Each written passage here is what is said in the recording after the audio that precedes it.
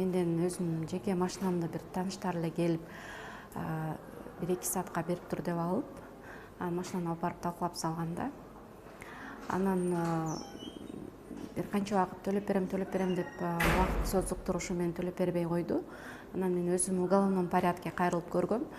Бирок ал учурда мен балдар менен үйдө отургандыктан кээ бирде убактым болбой калып атты.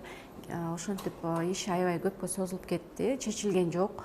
Анан мага айтышты ушул гражданском порядке кайрылып, ушул укуктук борбордон адвокат алып, ошол боюнча кайрылсаңар болот дегенен мен бул жака кайрылып, анан адвокат дайындашты, гражданском порядке бердик, ишти карап берсин деп сурандык.